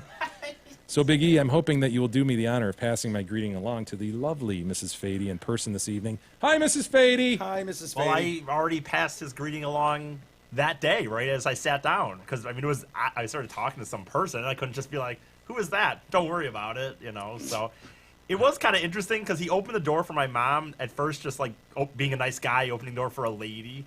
And then I was still in my car. I'm like, God, that guy's holding the door open. Like, is he holding the door for me? I'm in my car still. How Like, weird why- that must be to like, spot Biggie in the wild with his mom. I know. Holding the door for. It was early as shit too. It It was can't like, be him. It was It like is The him. son of a bitch. it was like 7 in the morning too. It was a very early breakfast. So, You and your mom went to Coney Island at 7 in the morning? well, I was house sitting at the time, and dude, this is what's funny. People make fun of the fact that I live at home. My mom. I'm like still looking like at avenues of getting out. My mom does not want me out of the house. I'm not saying that's right or good or bad, but she does not want me out of there. And like when I Has she articulated why? she just, I think it's just because they want someone else in the house, a go-between, someone to talk to when mom and dad are just sitting there staring at the TV. Then I'm someone to like bring up topics with and stuff. Or Sort of like how we use him, right? Yeah, Like a yeah. cat. He's there Kick to the bounce dog. shit off of. Yeah, kick the dog once in a while. I bet it's more like she knows she's had a lifetime of Biggie, right? I mean, ever since he fell out of her vagine and almost drowned in the paint can and was choked out by the umbilical cord, that whole shit went down. Nature tried. Yeah, nature tried, but she's been aware, like, since he was 2. This is the kid that fucking forgets to bring his books to school. He's the kid that's going to lose his phone every other day. He's going to lose his wallet twice a month. And it's like, I just need to keep this, whatever's left of this human, I need to keep You gotta here. let that I baby did bird out of the fine. nest, Mrs. Fady. I did fine in Holland. I was fine. That's ridiculous. I know, but she was terrified, obviously. Terrified her. So even when I housed it for the Kennedys, And it didn't work. You ended up back there, I right? have to get because of this guy. I've ruined a lot of guys' lives. But like, so like even when I housed at the Kennedys, like I've gotten to the point where I'm like nervous to tell her that they've asked me because she's always like, "Oh, Mike, how many days are you going to be gone for?" I'm like, dude. You shouldn't see me every day. Like in a real perfect situation, you would not be seeing It's me. so day to weird. day. Mrs. Fady needs a hobby. Is that fair to say? Yes, But she's got curling? well, she's got the finish thing. center, Oh, Yeah. yeah, the finish center. which Yeah. she goes through pretty much 5 days a week. that right? It's almost an unpaid job at this point. You Well, it starting to is wonder unpaid. about The finish center? Finish Center. Is that like her nickname for Pete? Right. For Pete, the I- guy down in the corner. No kidding, man. Heading off to the finish center. This is where Pete finishes on me. Sure, Mike, whatever. Well, But- I don't know. So the point is, when you say it's early, I was going to be doing stuff that weekend. So like, as a compromise, I told her like, okay, if you want to go to breakfast We can do it. But she had something going on, and she had to do it super early. So I went really early because Friday and Saturday I was going to be doing stuff and she wouldn't see me. So that's why we went to breakfast so early. It was interesting. My mom was actually really impressed that at the Coney Island, just in an odd setting like that someone would. Yeah, you me. always point them out to your family, right? Because it sort of Exactly. legitimizes what you're doing. Exactly. He gets recognized more than anyone. Oh, yeah, the you two of can't- you get miss recognized him. way more than I do. Can't miss E Jesus. especially though. E stands out. Yeah, Squawking. yeah, that voice, plume. Plume's coming in nicely, It by the is. way. I know. I'm almost getting to the point where I maybe in reality should. I'm not going to, but I'm saying I could trim it now. Like I could trim it. No, it looks sweetie. Keep it. Well, Yeah. I'm not. Like I said, I'm not going to, but I'm gonna kind of Like how play it's this long thing. in the back. I a know little it's bit. starting. It's starting to bug me a little. No, though. Jesus. Let's see what happens. Look, Yeah. I Keep didn't letting say go. I was. Look at I'm kind of committed to see what happens with this, but I'm just saying I am starting to like feel it back, and it's kind of like when you have a shaving when you don't shave for a while, and the stubble starts to get in, and it's Yeah. itchy as fuck. Yeah. But then like a week later, you're fine. That's kind of where it's at. You're in that in between. Kim writes in, "Hey Jay and Mike, per the '90s chick singer discussion, listening to Mike pine away for Lisa Loeb, I remembered she had a reality show about dating. Yeah. She's looking for a husband and wanted kids, so Mike probably wouldn't have been a real contender, but maybe he could have nailed her. Yeah, I would have. Jay, you were right. She's 50. Also, Natalie Imbruglia dated David Schwimmer. I guess that was real life imitating art because, like Rachel, she was too hot for Ross. That's the truth. That David Schwimmer is dopey, Yeah. mopey kind of guy. Yeah. Rachel. What the hell was Lisa Loeb's that show? Is it Trying to something Love? Lisa? Lisa Loeb. Here's I remember it was like a VH1 or MTV show. Like when they were spitting those out constantly. They gave every dumb idiot a show. Is it called Single? Maybe. 'Cause that's what it looks like. She Loeb IMDb. she attached a URL here that might end in. I saw that too. It was like single. Then Kim continues, I know this happened a while ago, but a listener emailed regarding his youth group and some dude that, quote, brought in lions. Mike thought he meant Proops Lions and took some heat. I have to agree with Mike. I thought the same thing when you said it. It never occurred to me that he meant Detroit Lions. Yeah. Because Kind of like a Mike hat situation. Yeah. Wouldn't you say Lions players? If you say Yeah, he I brought in would. Lions, Brought in lions. Yeah, that's pretty Did sweet. they eat anybody? It's just What do we got? #1 single, I guess. I must. Yeah. No, this says TV. I mean, it Yep. says. Yep. #1 single. What year was that? 06. Jeez. Oh boy, I was way too old to be into that show. Yeah, boy. Yeah, weren't you? Well, I can't say anything, but you were also watching Hannah Montana at that point. Yeah, probably, that's true. Which I was too. So I would can't still say watch that in rerun form. One last thing. Is Mike's brother-in-law still working on the app? Oh, my God. I would love it, especially if it could play member content. You know what? You love the don't- show, not just lately, says Kim. Yeah, you just don't need the app. It's the truth, man. You know, You don't so need the it's app. like, Don't need the app. At one point, we thought, it'd be neat to have an app, but yeah. don't need the app. And I had it on my phone for a while, and there were some glitches. The and it's like, beta?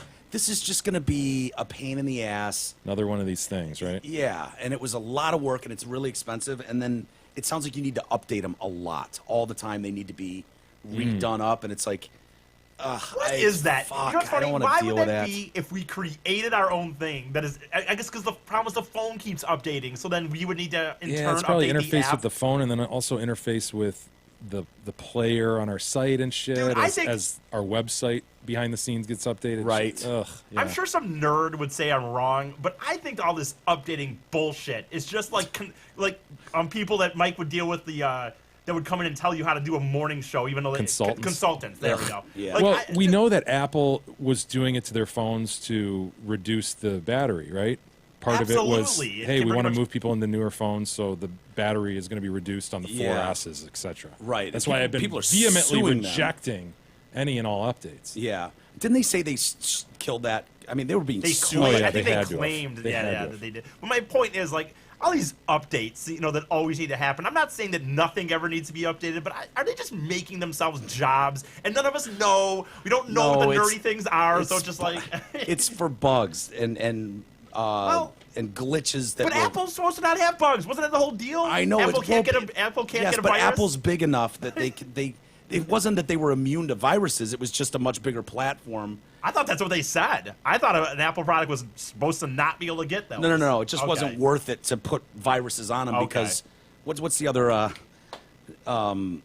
operating. Phone or- No, the other operating system. Like you got. Droid, Android. No, shit, whatever. Just on a Okay. regular computer screen or whatever.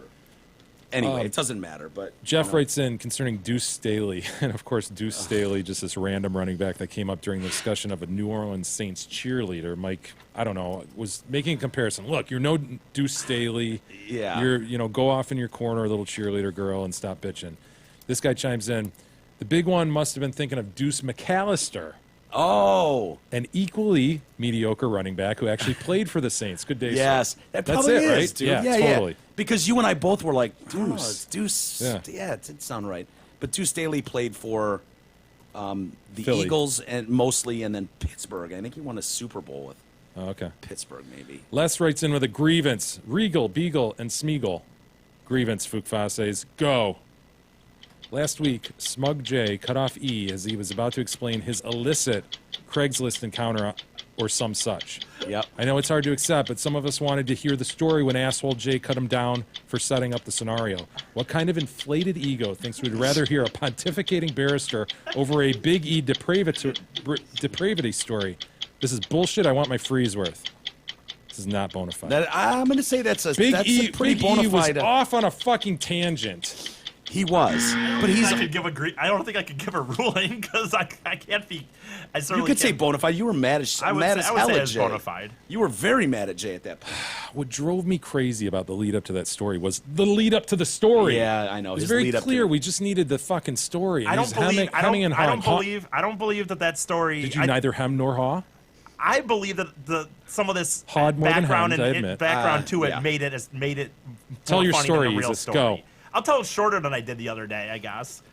But here's what happened. I was hungover. It was New Year's, but I had signed up, like as I said, to do this comedy thing. But the comedy thing was like where you'd be like 40 people in a room, and it's just like, hey, here's some bookers. Do you want to do good? So it's like it's not like a real fun one. How did the set go? Was it a Actually, I did really well. I got a job off of it. But I was hungover as shit from New Year's, and now I'm telling my parents I got to drive up to Grand Rapids, and it's fucking huge snowstorm. Like it took me like 4 hours to get to Grand Rapids. But because I was hungover, irrelevant. There's and already horny, things I would chop Seriously, out of the story. dude, Like, you know what? Can you blame me, people? No, oh, no, for- no. I mean, I think this is funny to me, but whatever. yeah, So it's here's the- funny how you got the hooker. Go. No, but here's the deal. So I was hungover, and I was like horny, super horny from the night before because I didn't get laid. So I'm like, I'm gonna go get a massage. That's the worst word. That word is Horny. I didn't want. I was horny. I didn't want to Are say. you horny? I'm so horny. I shouldn't. You know what? You're right. I agree. I shouldn't have said the word horny. I disagree. I don't know why I said that. I just wanted to portray that I wanted to get laid. I Where guess. does that? We assume you always even are wanna- looking to I get don't laid. even wanna tell Where this does story. horny I don't even know, come from? dude. What's the origin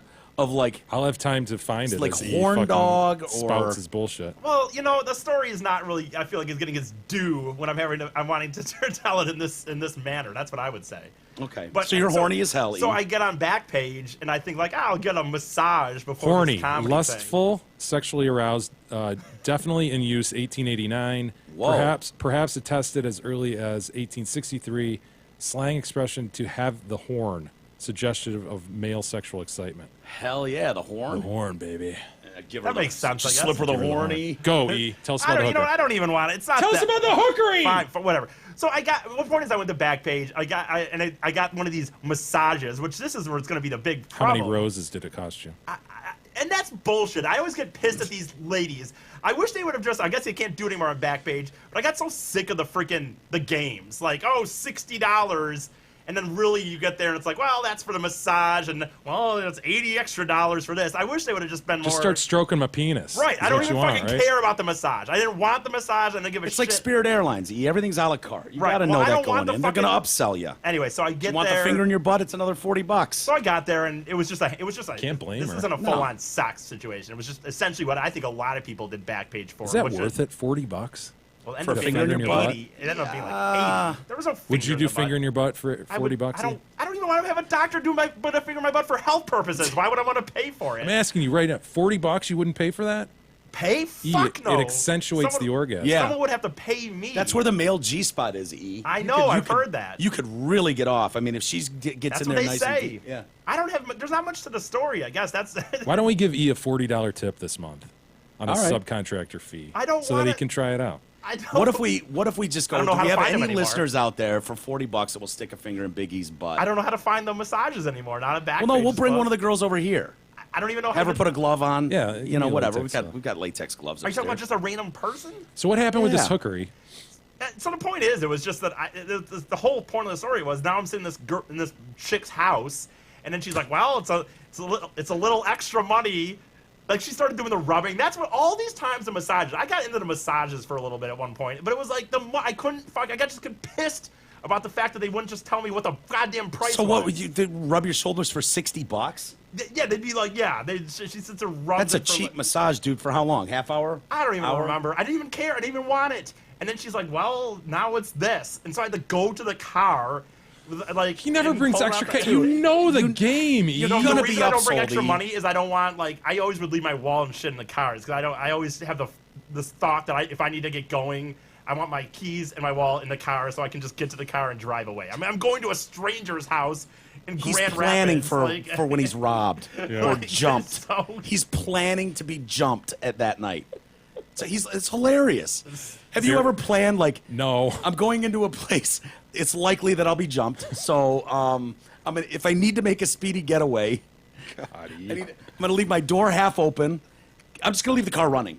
It wasn't running, but the keys were like kind of under the front seat, the wallet just under the front seat. So I had to go get more money to get this fucking extra part. So you which is- run out with out your shirt on and I stuff. think I just threw my shoes on, and yeah, I don't think I was wearing What my a shoes.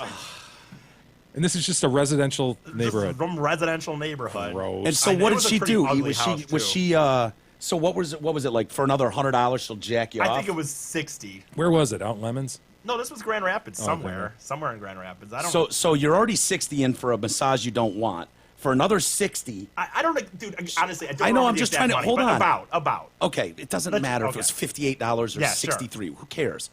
The point is, could you just say, scrap the massage? I don't want that $60. E, we're I want to trying- keep Yeah, I that. could have. I could have just And then taken just go, I'm just going to give you $60 for that hand job you promised. You know, I never Or had does she the, want right, I never 120 had for the that? balls, I guess, to maybe just say, walk right in and say, look. And again, I also don't know. I don't know. I get weird about the He's like situation. chicks that bitch about gender gap or wage gap or whatever, but they refuse to ask for Yeah, a for raise. more. It's like, Yeah. you got to get in there and demand a raise. Demand. what am I Like, supposed to dude, demand? no, here's my $60. I want this jack to completion. You know, you're right. Here's an extra 40 for the finger in the butt. Let's go. Let's get it on. You know, I don't know. You know, you're right. The problem is when you. I don't know. You're right. That's what I should have done. But I don't know how to do that, and I'm awkward already, and it's already a weird situation that I'm in. It is. I just thought of something. If you're afraid of getting robbed, just throw the $40 up your butt. It's true. Just say, hey, go in there, grab it while you're in there. Yeah, if you can find it. Go Yeah, I ahead, can't get cheers. into the head of the consumer here. You know, yeah, I'm trying to understand it. It's I don't know. So I don't even looking back on it. I don't know.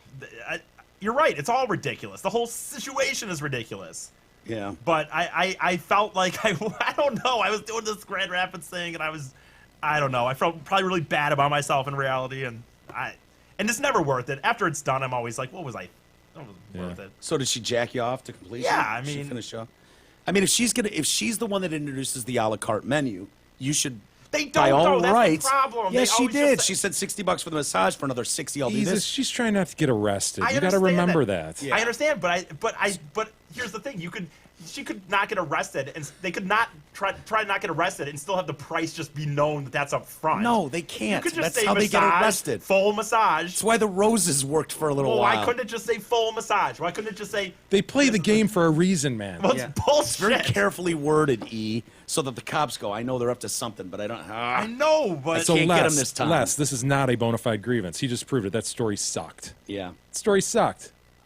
well, You should be glad I cut him off the other I day. don't know why we needed to know about the storm and the snow. My mom didn't want me to go. Mom didn't want me going. I The guess whole I- comedy The thing. comedy thing was irrelevant. Dude, you could have started. All right, so I'm So I getting a pull up to this massage from house. this whore. no, I don't. I disagree In with a that. I residential disagree with neighborhood. that, and the reason I That's disagree, it, I E. disagree with that because then, I mean, by that, to me, by that standard, then going to telling the San Francisco thing or going Oh, to Jesus. Chicago.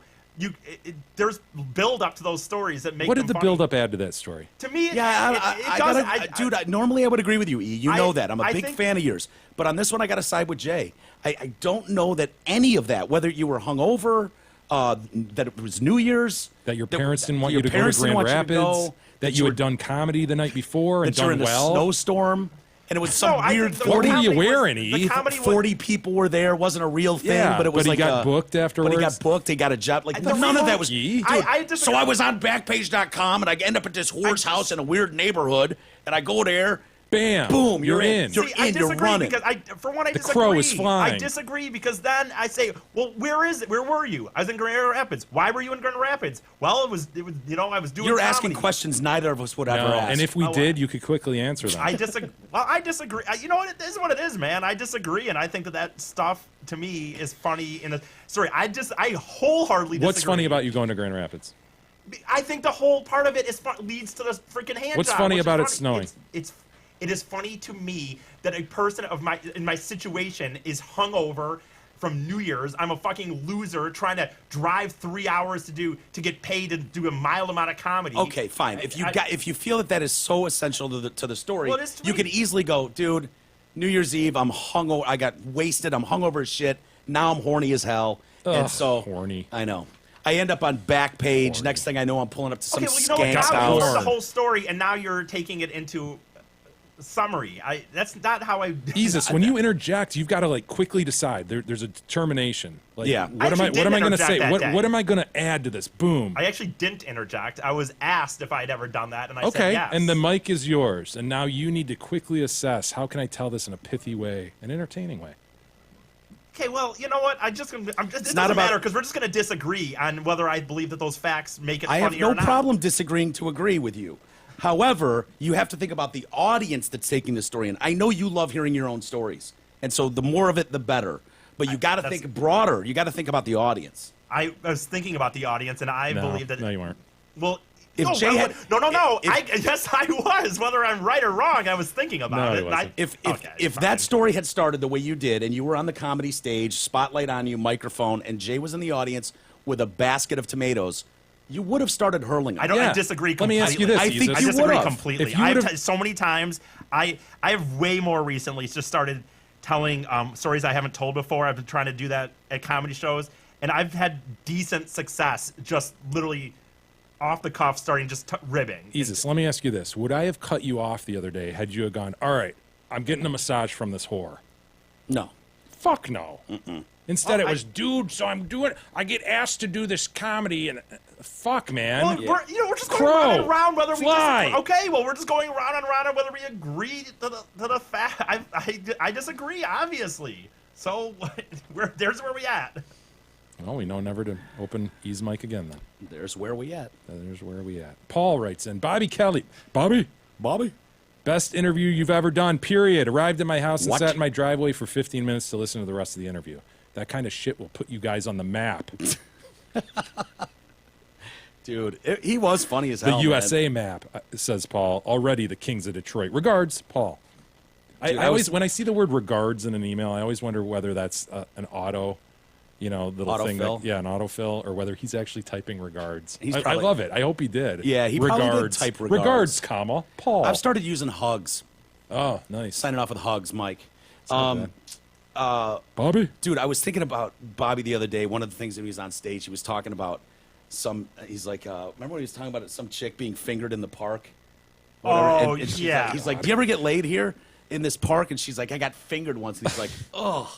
He's like, fingering is such a young man's game. You know what I mean? Yeah, Like, hell like if I yeah. tried to finger my wife right now, she'd be like, ooh, what the fuck is the matter with you? The fuck out of here, you a creep. great point. He's like, remember the days of fucking in your car? Fucking in your car and fingering are just young man's game. Yeah. And I'm like, that's brilliant. Yeah. It's very true. Because at the end of the day, we need our penis to stroke to completion, or it's a waste of time. Right? Nothing's changed. But, dude, if I tried to, like, finger, it's just, I don't know, man. It's just. Ed writes in, Dear Fit, Fat, and Freak, Ah. thank you for the Ted Nugent interview. He's always entertaining. I'm a fan of his music and political views.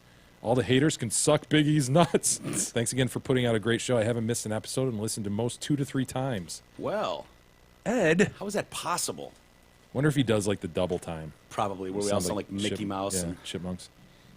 Steven writes in, Jay, holy shit. In regard to pod number 1016, Mr. Walters passing it over to Big E for comment on a construction site and how people act on a construction site. This was a long time ago. okay. And it was like how they would receive me. I think it came up like, dude, you left the firm, you were going to go work construction. Yeah. And like you guys started talking about whether a construction site how they would react to me, and you tossed it to E. And so Steve is responding to that. Let me first say that all of this should be read as me laughing my ass off while writing this. Tone is often lost in the digital conversation. Oh, is this someone trying to transcribe Big E's next sentence? And proof of that was very present in the teacher's comments from previous podcasts. I also must admit I find myself agreeing with the lawyer way too often than I should. So fuck you for that. Okay, well, fuck you has been taken. But now to my point, says Steve. Back the hell up here. I have been a carpenter for 20 plus years and in a different field, from framing to finish work, commercial to residential construction, as well as managing and running a small business. From all I can say for the fact that Big E would last all of 10 minutes on a job site, and only 5 if I'm running it. In my opinion, from this day forward, any and all comments, opinions, or verbal anything from Big E regarding physical labor should be stricken from the record. He wouldn't even help his own father paint the family home at which he lives, I would assume rent-free, but that would be just trying to defame the man. Anyway, love the show and all the work y'all do to make it happen. E would not do well on a construction site with a team. And I'm with Steven. I'm willing to strike the record anytime he speaks about physical labor. Yeah. It's just one of those jobs where they don't ever want to hear, dude, they were like, no, but then Carl came up and, dude, it's like, no, motherfucker, why aren't the metal pieces in the fucking basket? You know, no matter what I said in that comment that he's talking about, I've never began to sit there and been like, oh yeah, I could do construction or I could be a plumber. What have I ever led to believe that I'd want to do any of those? I could see you plumbing. I don't think so. Could you see? Definitely. He could plumb, probably. My point is, I don't know why I would ever even give an opinion on Yeah. manual labor. I've never. You gave it, though. That's Steven's point. You gave an opinion. The opinion would have just been like that. I think that that you would have had a hard time because guys would be talking about inappropriate things. It would never have had to do with like that. Like you would be like not able to handle the labor load or something. Look, I don't want to insult construction worker guys at all, but I've worked in some construction, and there's always a handful of guys in the team that are just not funny.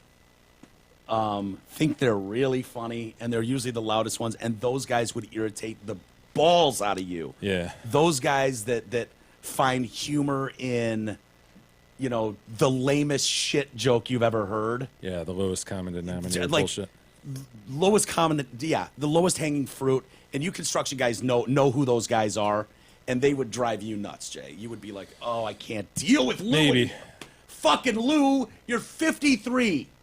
Earbuds. Oh, fuck off, Lou. We'll save the rest for tomorrow. Very good. All right, everybody. Thank you for hanging with us. E, do you have anything going on? Any comedy on the horizon? I'm doing it all the time. I just keeping that to myself, I guess. There you go. Good move. All right, everybody. Thanks for joining us today. We'll do it again tomorrow. We'll see you then, hopefully. You've been listening to the Detroit Cast with your hosts, Mike and Jay. From all of us at Radio for One Studios, thank you for listening. And as always, thank you, Detroit.